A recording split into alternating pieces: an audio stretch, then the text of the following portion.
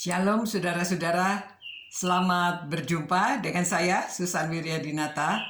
Sudah beberapa bulan kita tidak berjumpa. Bersyukur hari ini saya mendapat kesempatan untuk menyampaikan firman Tuhan kepada saudara-saudara. Terima kasih pendeta atas kesempatan yang diberikan kepada saya.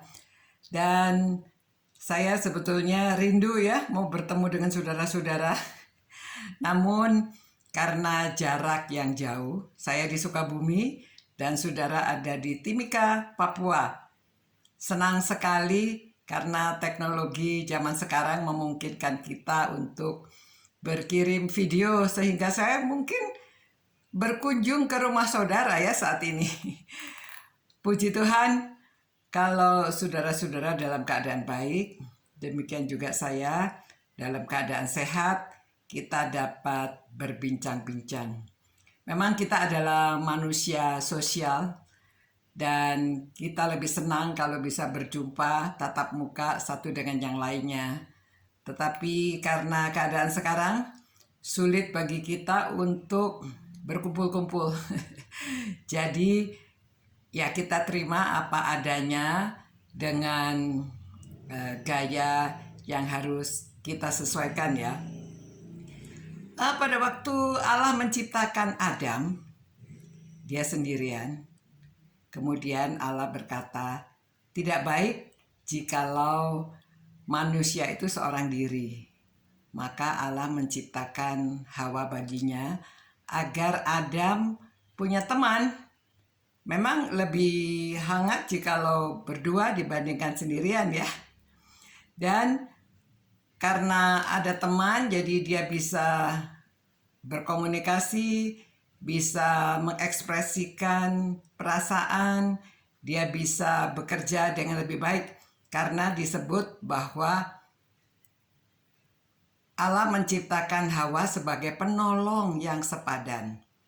Jadi perlu ada orang yang menolong, perlu ada saling tolong-menolong. Karena hidup sendirian, ya, apa yang harus dilakukan? Segala sesuatu dilakukan sendiri.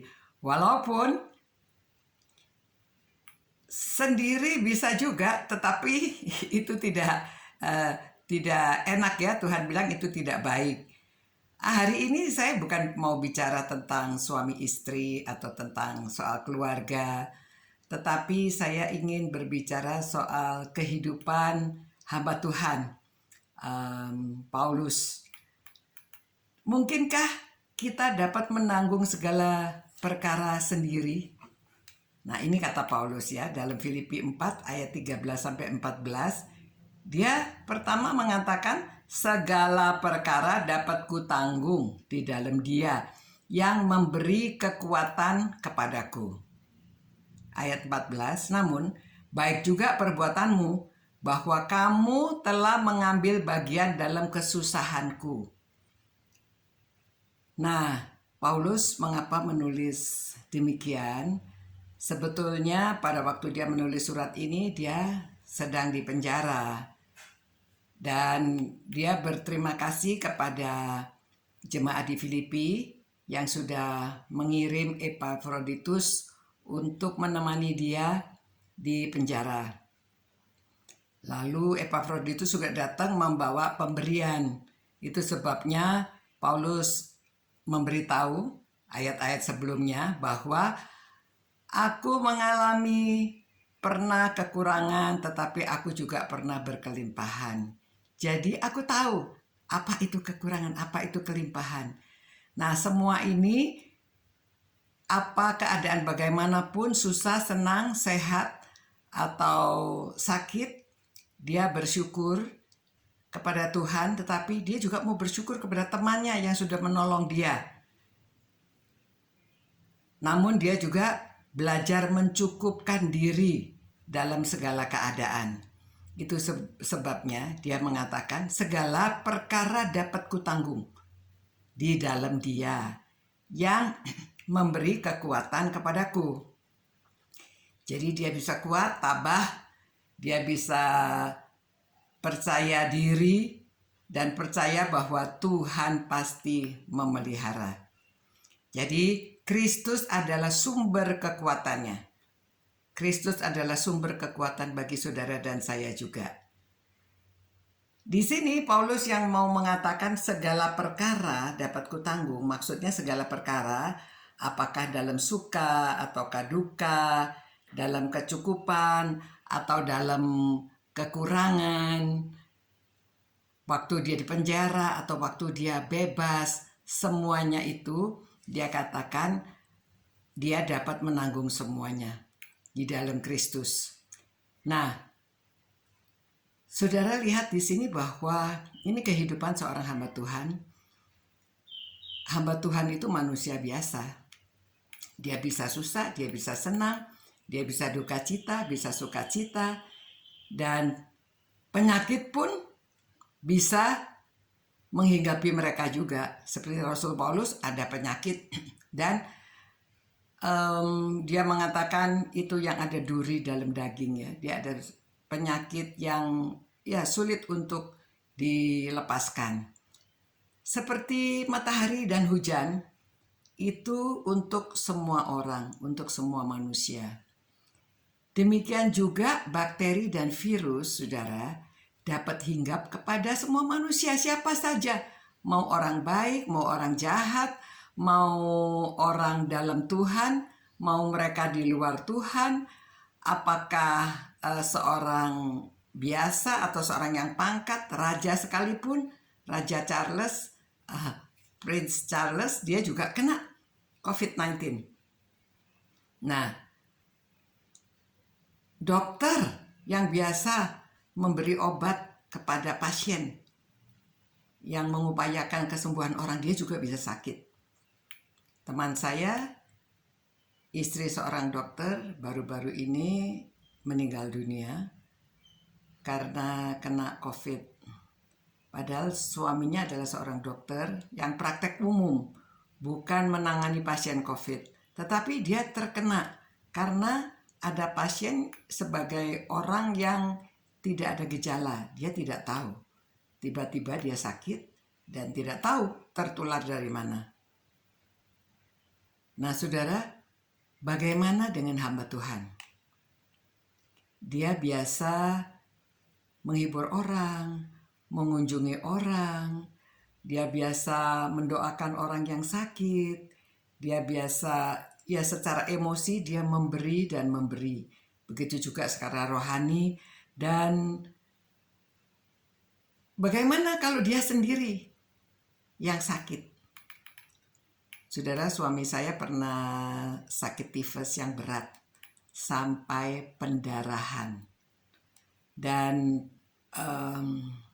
semua orang sudah khawatir karena itu berat sekali. Kalau sampai pendarahan, dia harus transfusi darah, dia harus makan makanan yang halus, tidak boleh bergerak. Waduh, keadaannya menakutkan sekali. Sebagai istri, saya juga khawatir setiap hari menunggui. Setiap hari, pada waktu itu anak saya masih 1 tahun, yang kedua, dan anak pertama 3,5 tahun. Tetapi saya harus mondar-mandir rumah sakit ke rumah, ngurus anak, tetapi ini suami ada di rumah sakit. Nah, namun saudara, pada waktu, walaupun Pak Edi merasa bahwa jadi hamba Tuhan itu tidak enak kalau sakit, karena biasa melakukan semua untuk orang lain, sekarang dia dikunjungi orang, didoakan orang, dikirimi makanan, dihibur. Wah, perasaannya aneh. Namun semua itu menjadi pengalamannya berharga. Dia dapat mengatakan bahwa aku tahu apa itu rasanya sakit, dan aku juga mengalami bagaimana waktu Tuhan menjamah sehingga dia dapat sembuh dari sakit yang berat, sakit yang dikhawatirkan. Dokter yang menangani pun khawatir, tetapi kita tahu bahwa Pak Edi disembuhkan sampai lebih dari 40 tahun. Nah, saudara-saudara, dengan demikian, karena pengalaman itu kita dapat memuji Tuhan, dan Pak Edi juga dapat mengatakan, segala perkara dapat kutanggung di dalam Dia yang memberi kekuatan kepadaku. Namun, saudara-saudara, apakah Pak Edi survive sendirian saja sehingga dia dapat mengatakan demikian? Sama seperti Paulus mengatakan bahwa baik juga apa yang kamu lakukan di dalam menolong. Dia juga ayat yang berikutnya yang mengatakan bahwa baik juga perbuatanmu yang sudah menolong dalam kesusahanku. Saudara-saudara, manusia tidak dapat hidup sendiri. Manusia perlu manusia yang lainnya. Jadi pada waktu seorang menghadapi kesusahan, kita perlu saling menolong. Pada waktu itu Pak Edi tidak bisa survive kalau tidak ada orang yang donor darah. Walaupun saya juga AB, tetapi karena saya sudah capek dan juga timbangan saya kurang, saya menjadi kurus sekali tidak sampai 50 kilo timbangan saya. Dan saya tidak bisa donor darah karena tidak qualified karena terlalu kurus dan juga walaupun sama kita AB ya. Nah, itu sebabnya dari perkebunan ada 30 orang yang datang untuk diperiksa dan tidak ada satupun yang golongan AB. Pada akhirnya, supir yang tadinya tidak bermaksud menyumbang darah, akhirnya diperiksa, dialah yang AB. Puji Tuhan, Pak Edi tertolong dengan 1 labu darah, padahal dia membutuhkan 2. Kemudian ada seorang teman yang biasa menjual buku datang dan dia tahu Pak Edi membutuhkan darah, dia coba periksa, ternyata dia juga AB. Jadi Pak Edi tertolong dengan 2 labu darah. Itu sebabnya saudara, dalam ayat 14 itu Rasul Paulus mengatakan bahwa support dari teman itu memberi kekuatan. Kalau yang pertama tadi, Kristus yang memberi kekuatan. Dalam Kristus kita ada kekuatan. Kalau ayat yang berikutnya, support teman yang memberikan kekuatan. Jadi dia tadi sudah saya sebutkan bahwa dia mengatakan, namun baik juga perbuatanmu bahwa kamu telah mengambil bagian dalam kesusahanku. Yang pertama saudara, dalam keadaan susah itu support dari keluarga terutama. Namun pada waktu itu Paulus tidak ada keluarga secara biologis. Jadi keluarga dia adalah jemaat yang ada di Filipi. Jemaat-jemaat yang pernah dia layani, mereka sudah seperti keluarga dia sendiri. Nah, supportnya berupa support secara rohani, support secara moral, support secara emosi, dan secara finansial. Jadi Rasul Paulus berterima kasih karena gereja Filipi sangat memperhatikan dia.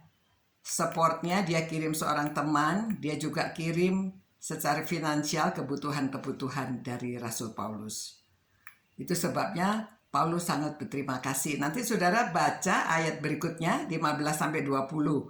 Dia mengatakan bahwa dia sangat berterima kasih bukan karena pemberiannya, bukan karena pemberian saja, tetapi dia bersyukur karena dia tahu bahwa mereka sudah semakin dewasa dalam Kristus dan mereka sudah berbuah. Jadi Paulus berbahagia karena orang-orang yang pernah dia layani mereka bertumbuh dewasa dan sudah menunjukkan buahnya. Dalam melayani Tuhan, saudara, hamba Tuhan itu selalu mengharapkan buah dari pelayanannya. Pertumbuhan iman dari jemaat yang dilayani, menjadi dewasa di dalam Tuhan, dapat saling menolong, saling memperhatikan, itu merupakan buah rohani, kebaikan, kemurahan. Nah, namun ada juga orang yang salah berpendapat. Karena pada waktu Yesus dan murid-muridnya sedang bersama-sama melihat seorang yang lumpuh, muridnya bertanya, "Guru, siapa yang berdosa? Apakah orang yang lumpuh ini atau orang tuanya?" Tuhan Yesus menjawab, bukan dia dan juga bukan orang tuanya, tetapi supaya nama Allah dimuliakan. Jadi banyak orang Kristen memang mengenal Allah secara tidak benar. Zaman dulu, zaman sekarang sama saja. Walaupun sudah sering mereka belajar firman Tuhan, tetapi masih banyak konsep yang salah. Bahwa orang sakit itu karena dosa, orang kecelakaan karena dosa, orang segala sesuatu jelek yang terjadi pada seseorang karena dosa. Memang semua orang sudah berbuat dosa dan kurang kemuliaan kepada Allah, dan upah dosa adalah maut. Tetapi kasih karunia Allah dalam Kristus ialah hidup yang kekal. Nah, kalau orang sakit itu memang diizinkan Tuhan. Bulan Maret yang lalu, setelah saya pulang dari Papua, saya kena tifus selama 2 minggu.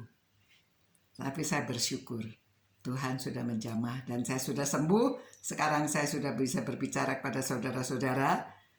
Ayub pun orang yang saleh, orang yang benar.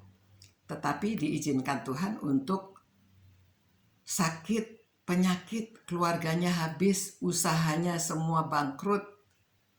Namun kita tahu bahwa pada akhirnya semua dipulihkan. Hartanya semua pulih kembali, keluarganya pun ditambahkan kepada dia. Bahkan mereka menjadi orang yang paling cantik, orang paling luar biasa. Jadi kesaksiannya dapat kita terima dan kita semua dikuatkan karena ada kitab Ayub, khususnya pada waktu orang sakit. Saudara, Bapak Gembala dan keluarganya baru-baru ini juga kena virus. Wah, saya khawatir, saya berdoa. Pasti saudara juga berdoa. Dan semua berdoa. Namun, sekarang ada banyak kesaksian yang bisa disampaikan. Karena mereka sudah dijamah Tuhan. Mereka sudah disembuhkan. Saya bahagia sekali. Saya rasa saudara juga bahagia. Haleluya, puji Tuhan. Kita semua bisa tepuk tangan karena Bapak Gembala dan Ibu serta Davina sudah kembali bersama-sama di rumah. Dan mungkin juga di dalam pelayanan kepada saudara-saudara sekalian. Saudara, itu sebabnya pasti pendeta juga setuju dapat mengatakan segala perkara dapat kutanggung di dalam Kristus yang memberi kekuatan. Nah, apakah mereka sendirian survive semua itu? Kita tahu bahwa ayat 14, namun baik juga perbuatanmu, saudara-saudara jemaat di GSCA Timika, Papua, bahwa kamu telah mengambil bagian di dalam kesusahan Gembala dan keluarganya. Ada dokter, perawat, pembersih rumah sakit, semua menolong. Tentu para anggota semua selalu berdoa. Saya tahu ada yang mengirim makanan, ada yang telepon, ada semuanya support. Nah, support saudara itu sangat berarti. Demikian juga hendaknya waktu ada orang kesusahan di dalam gereja. Semoga mereka juga dapat mengatakan segala perkara dapat kutanggung di dalam Kristus yang memberi kekuatan kepadaku. Karena baik gembala, pemimpin, dan saudara-saudara semua itu saling support, saling mendukung. Tidak membiarkan mereka susah sendiri. Begitu juga saudara untuk anak muda-muda, remaja. Jikalau mereka menghadapi kesulitan, orang dewasa juga perlu support. Bukan hanya keluarga saja, tetapi keluarga di dalam gereja semua perlu mendukung mereka, support mereka, agar kita tidak menghakimi.